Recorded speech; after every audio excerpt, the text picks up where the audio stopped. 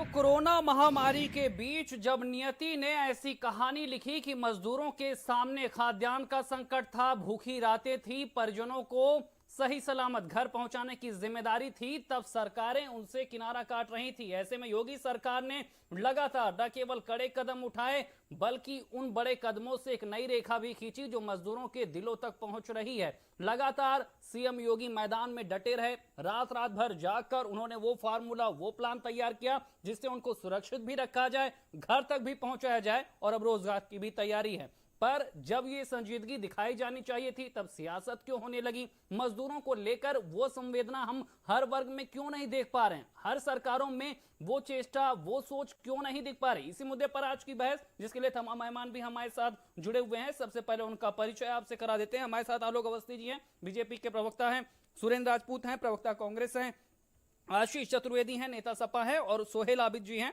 महामंत्री हैं मजदूर संघ से। शुरुआत करेंगे और आलोक अवस्थी जी आपके पास ही आएंगे। प्रवासी मजदूरों को राहत देने का सिलसिला प्रवासी राहत ऐप तक आ गया है। क्या है ऐप, क्या सोच है? सरकार लगातार कदम उठा रही, मजदूरों पर संजीदगी दिखा रही है। अब अगर मजदूर यूपी में आता है तो उसके खाने का इंतजाम क्या है, उसके रोजगार का इंतजाम क्या है? सरकार आगे का क्या रोड मैप बना के चल रही है? देखिए, आपको पता है कोविड-19 की वजह से देश प्रदेश की स्थितियां बहुत परिवर्तन आ गया है, बहुत खराब हो रही हैं। औद्योगिक इकाइयां बंद हैं, कार्य नहीं है, श्रमिकों के लिए एक बहुत बड़ी समस्या खड़ी है। इस स्थिति में राज्य सरकार ने श्रमिक कानूनों में भी परिवर्तन किया है। आपको पता है कि चाइना में इस समय अविश्वास की भावना से तमाम विश्व की कंपनियां हट रही हैं। उन्हें कैसे अधिक से अधिक उत्तर प्रदेश में आकर्षित किया जाए, क्योंकि उत्तर प्रदेश में एक सबसे बड़ी अच्छी बात है कि हमारे पास मैन पावर की बहुत अधिकता है। 23 करोड़ की आबादी का हमारा देश है, हमारे पास लैंड भी बहुत है, और हम अगर आकर्षित कर सकेंगे तो उद्योगों में बहुत सारे नए उद्योग प्रदेश में आ सकते हैं। जो इस समय रोज श्रमिक आ रहे हैं उनको हम हर महीने 1000 रुपया दे रहे हैं, भारत भूषण भत्ता। उनको मुफ्त में अनाज दे रहे हैं। ऐसे 18 करोड़ लोग हैं जिनको मुफ्त में अनाज राज्य सरकार हर इस तीसरे महीने फिर दे रही है, और केंद्र सरकार की तरफ से तमाम जो अन्य योजनाएं उसका लाभ भी हम दे रहे हैं। अभी 15.5 लाख श्रमिकों को 37,694 पंचायतों के माध्यम से रोजगार मिला हुआ है। हमने बड़े उद्योगों में से 15,294 आलोक अवस्थी जी, श्रम कानूनों में बदलाव करके मजदूरों को क्या देने की तैयारी? इसका क्या असर होगा? एक मजदूर जो दूसरे राज्य से चलकर अब उत्तर प्रदेश में, उसे नहीं मालूम है कि लॉकडाउन कब खुलेगा, लेकिन उसे काम चाहिए, उसे रोजगार चाहिए, घर चलाने के लिए पैसा चाहिए। ऐसे में श्रम कानून में बदलाव करने की सोच क्या है, और कैसे एक मजदूर सोचे कि हाँ, उसे वहीं पर उन्हीं सुविधाओं के साथ, सुरक्षा के साथ रोजगार मिलने जा रहा है? देखिए, श्रम कानूनों में बहुत आवश्यकता है सुधार करने की। 40 से अधिक कानून है जो आज की तारीख में उसका कोई औचित्य नहीं रह गया है। हमने 30 कानूनों में खाली जो है 3 साल के लिए किया। जब तक नए उद्योग नहीं आएंगे, आपको पता है, और आपके पास प्रवासी अब मजदूर लौट के जाने वाला नहीं है, उनको रोजगार कैसे मिले? हमें उसके लिए नए उद्योगों का सृजन करना पड़ेगा। हमें नए उद्योगों को हम अगर आकर्षित नहीं करेंगे और सरकार उसमें अगर नहीं उनको जो है बुलाएगी, बाहर के इंडस्ट्रियलिस्ट को और तमाम विदेशी कंपनियों को, इससे तो मजदूरों का फायदा है ना। जब रोजगार आएगा, जब उद्योग लगेगा तो मजदूरों को फायदा है, उनको रोजगार मिलेगा।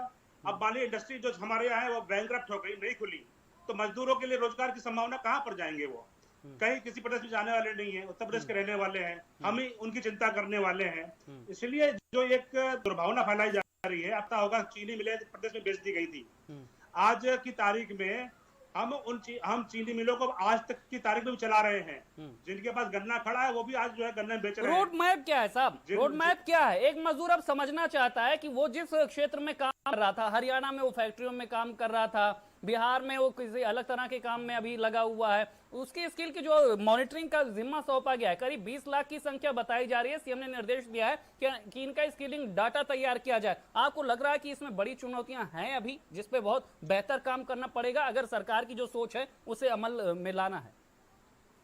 निश्चित बात है, चुनौती वाकई बहुत बड़ी है, छोटी मोटी चुनौती नहीं है। हमारा एक बहुत बड़ा परिवार है उत्तर प्रदेश का, उसको संगठित रखना, उसके को राशन पहुंचाना, उसके लिए भोजन की तैयारी करना, उसको रोजगार देना एक बहुत बड़ी चुनौती है।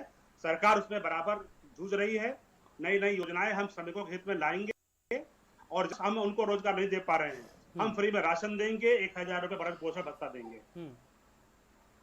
सुरेंद्र राजपूत जी, राशन मिल चुका है, रोजगार की राह बनाई जा रही, श्रम कानूनों में बदलाव के जरिए मजदूरों के अच्छे दिन लाने की तैयारी संक्रमण काल में सरकार कर रही है। 3 दिन में 80 ट्रेन से 1.25 लाख मजदूर पहुंच चुके हैं, 8 लाख के करीब उत्तर प्रदेश में आ चुके हैं और 20 लाख के स्किलिंग डाटा के तैयार करके उनको रोजगार देने की तैयारी है। क्या ये सब नहीं आसान लग रहा? शैलेंद्र भाई, जितना आप कह रहे हैं और आलोक जी कह रहे हैं तो निश्चित तौर पर रामराज्य आ चुका है और सारे के सारे मजदूर सर्वे भवंतु सुखना सर्वे तो निरामया ही हो गए हैं। उत्तर प्रदेश में तो पहले से कोई बेरोजगार था नहीं 23 करोड़ में। बाकी जो इन लोगों ने नए लोगों को ला करके और जो नए मजदूर आ रहे हैं उनके लिए सारी योजनाएं इन्होंने कर ली। एक बड़ी पुरानी कहावत है कि इकबाल बड़ा मनमोहक है, मन बातों से मोह लेता है, गुफ्तार का गाजी तो गया, किरदार का गाजी बन न सका। ये लोग गुफ्तार के गाजी हैं। सच्चाई ये है कि इन मजदूरों के नाम पर ये लोग चीन की कंपनियों के वाले कानून को, काले कानून को, जिसमें मजदूरों का कोई हक नहीं रहेगा, वो चाहे प्रवासी मजदूर हो चाहे अपने यहाँ के मजदूर हो, जिनका हक बिल्कुल के नाम ये लोग खा जाएंगे। दूसरी सरकारों ने तो सोचा भी नहीं साहब, उनकी तरफ झांका भी नहीं। वो राशन के लिए भटक रहे थे, वो घर जाने के लिए तरस रहे थे। किसी ने सोचा क्या विकल्प हो सकता था? सुरेंद्र जी, शैलेंद्र, या तो बीच में आप आलोक अवस्थी जी के भी ऐसे 5-5 सेकंड में बोल लेते, और अगर आपको ये क्या नाम भारतीय जनता पार्टी का प्रायोजित कार्यक्रम करना है तो हमें बुलाने से लाभ नहीं, ले तो इसमें थोड़ा धैर्य से सुनिए और धैर्य से सुनना सीखिए। आप अच्छे एंकर हैं। नहीं, हम ये चाहते हैं कि हम विकल्पों पे चर्चा करें। जब आज हम मजदूरों की बात कर रहे हैं तो हम विकल्पों पे चर्चा करें। विकल्पों पे भी हम आपको चर्चा कर रहे हैं। हो सकता है हम सारे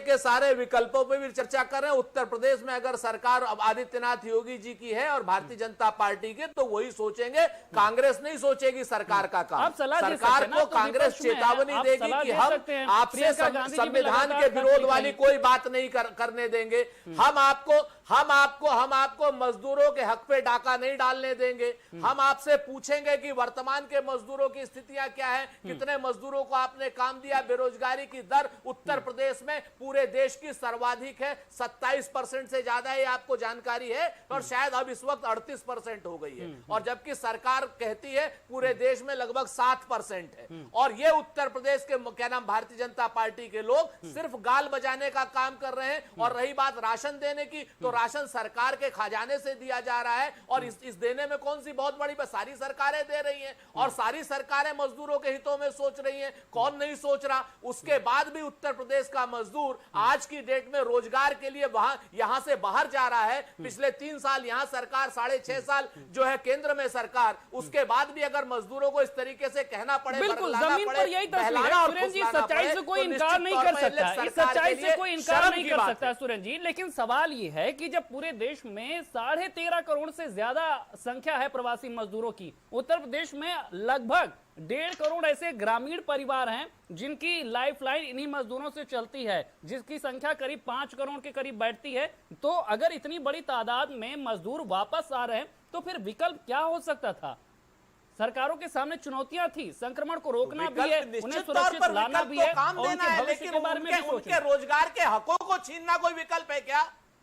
उनके रोजगार के हक को छीनना विकल्प है? उनके संवैधानिक अधिकार छीनना विकल्प है? ये तो उल्टा चोर कोतवाल को डांटे वाली बात हो रही है। एक तरफ आप मजदूरों से कह नहीं सकते कि आप 8 घंटे नहीं, अगर मालिक ने कहा 12 घंटे काम करना है तो काम करना पड़ेगा, 24 घंटे काम करना है तो काम करना पड़ेगा। आप ही को कह दिया जाए कि आप कुछ नहीं कर सकते हैं। अगर आपको ब्रजेश जी कहने कि 24 घंटे आपको काम करना है, आप कहीं नहीं जा सकते, आपके अधिकार भंग है, आपको कैसा लगेगा?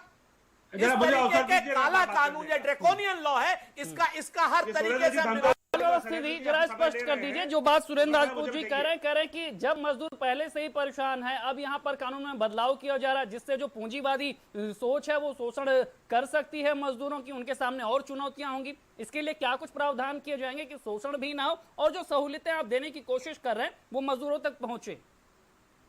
देखिए, कांग्रेस खाली गाल बजाना जानती है और इनके नेता झूठ बोलना जानते हैं। महाराष्ट्र के अंदर जब मजदूर अप्रवासी उत्तर प्रदेश के थे तो वहां की सरकार ने उनसे किनारा कर लिया, उनको भूखों मरने के लिए छोड़ दिया। आपने देखा होगा कैसे ट्रेन में बेचारे कट के मर गए। महाराष्ट्र सरकार की क्या जिम्मेदारी थी? जब आपकी सरकार वहां पर है, उनके खाने की चिंता क्यों नहीं की? उनके रहने की चिंता क्यों नहीं की? उनके रोजगार की चिंता आपने क्यों नहीं की?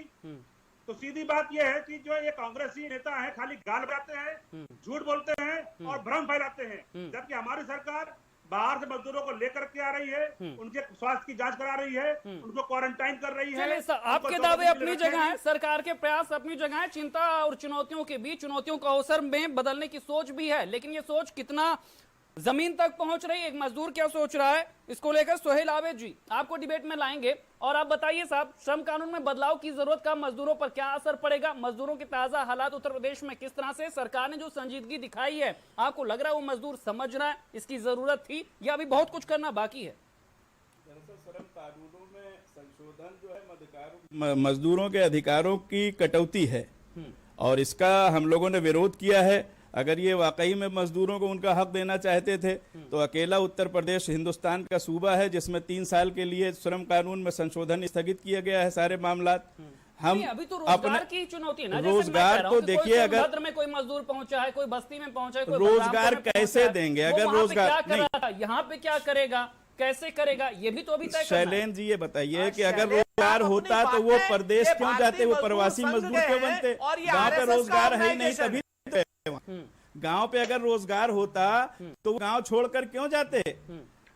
पोजीशन ये है कि तुम्हारी फाइलों में गांव का मौसम गुलाबी है, मगर ये आंकड़े झूठे हैं, ये दावा किताबी है। उधर जमहूरियत के ढोल पीटे जा रहे हैं वो,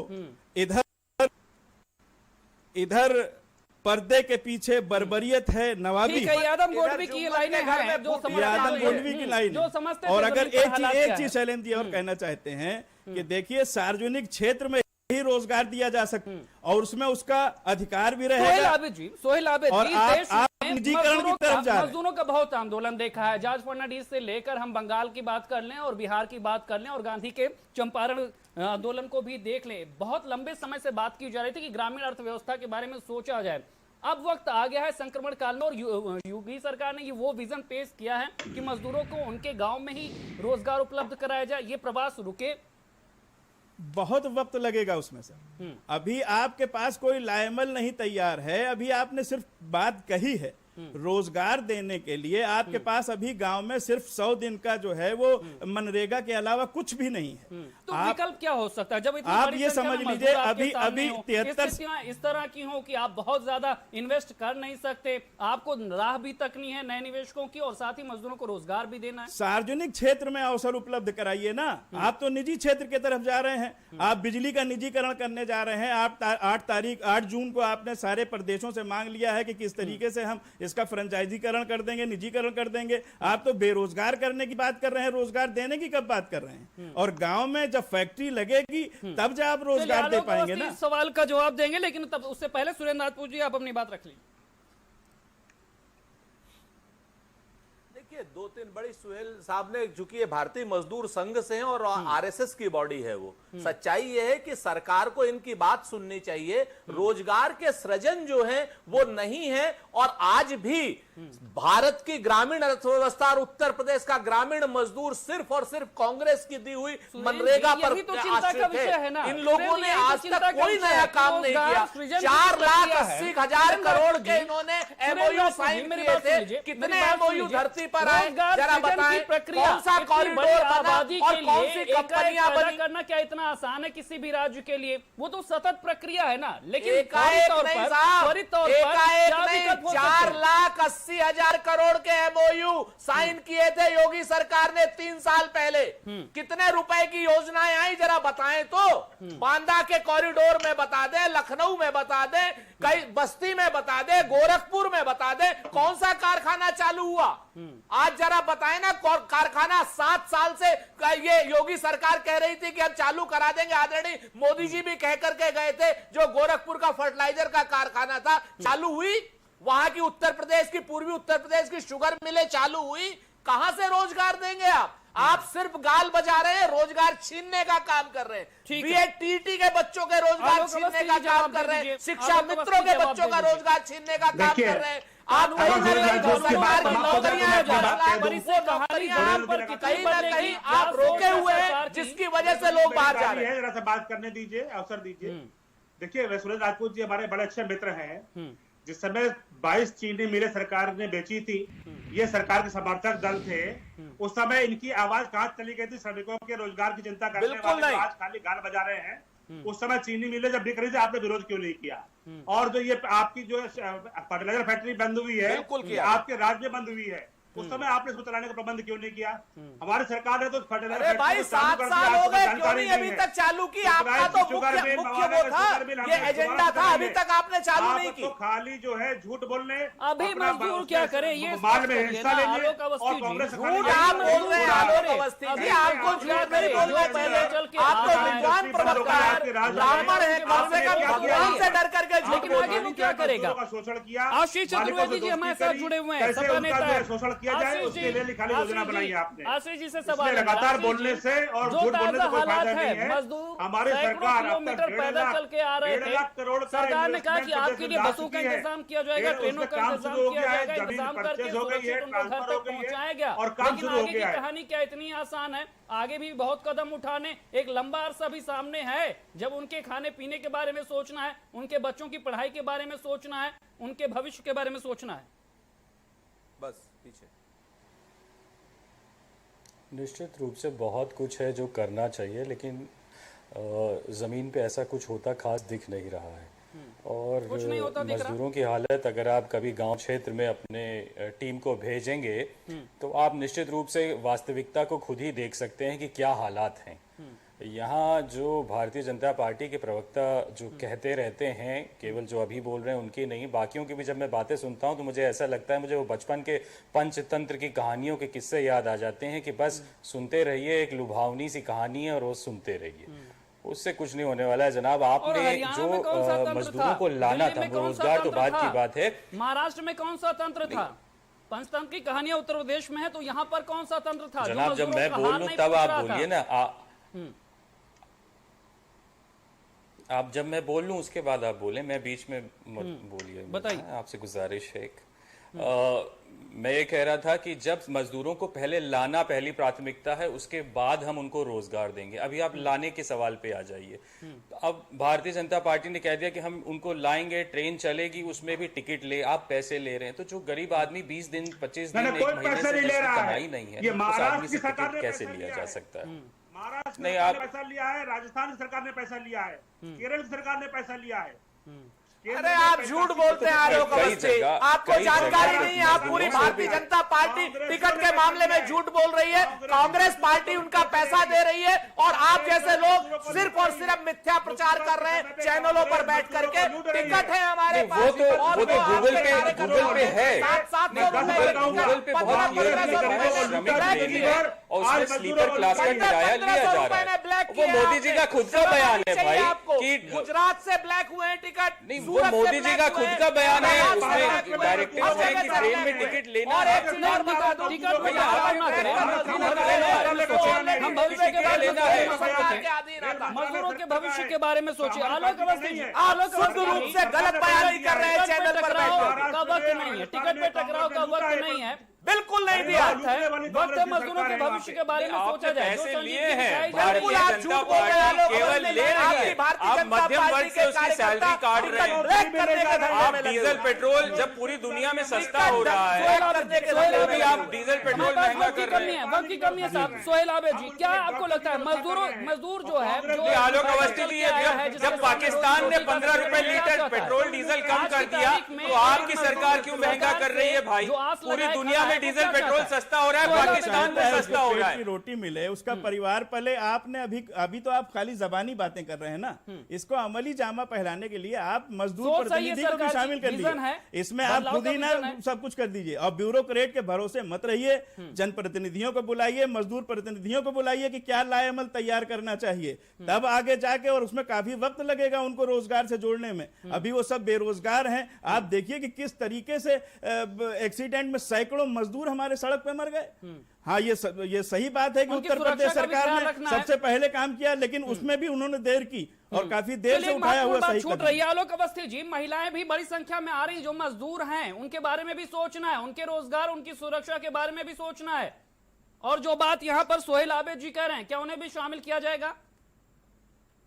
देखिए, मजदूर होता है, उसमें महिला और पुरुष करके भेद नहीं किया जाता। जिसको भी कामगार है उसको काम मिलेगा, और उसको काम कैसे मिले, कैसे उद्योग धंधे चले, सरकार उसके लिए पूरा प्रबंध कर रही है। मैंने साफ साफ कहा है, जब सारे देश में बंद था, उत्तर प्रदेश ऐसा पहला राज्य था जिसने मजदूरों को वहां के बदहाली को देखते हुए अपने यहाँ लाना शुरू किया।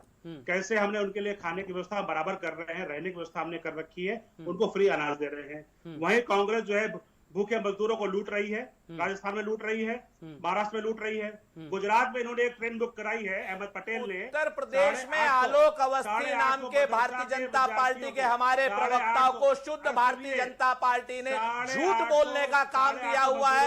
ये झूठ बोल रहे हैं, छल कर रहे हैं। ठीक है, हमारे पास वक्त की कमी है, तो सच भी बता दीजिए, सच भी बता दीजिए सुरेंद्र जी, फिर सच भी बता दीजिए। और सोच कैसे साकार होगी ये भी 10 सेकंड में बता दीजिए, हमारे पास वक्त की कमी है।